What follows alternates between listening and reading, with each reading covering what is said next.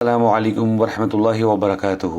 بہت ہی امپورٹنٹ حدیث لے کر میں آپ کے سامنے حاضر ہوا ہوں، غور سے سنیے۔ صحیح بخاری کی حدیث 725 حضرت انس رضی اللہ عنہ سے روایت ہے، وہ نبی صلی اللہ علیہ وسلم سے بیان کرتے ہیں کہ آپ نے فرمایا اپنی صفوں کو درست رکھا کرو کیونکہ میں تمہیں اپنی پیٹھ کے پیچھے بھی دیکھتا ہوں۔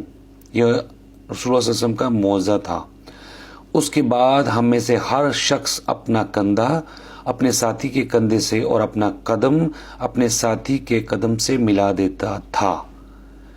یہ حدیث صحیح حدیث ہے، اس پر عمل کریں۔ ہمارے بہت سارے مسلمان بھائی ایسے ہیں جب بھی نماز پڑھنے کے لیے باجماعت صف میں آتے ہیں تو آپس میں فاصلہ رکھتے ہیں، دور دور کھڑے ہوتے ہیں، منع کیا گیا ہے۔ اس حدیث کے مطابق آپ نے قدم سے قدم ملانا ہے اور کندھے سے کندھا ملا کے کھڑا ہونا ہے۔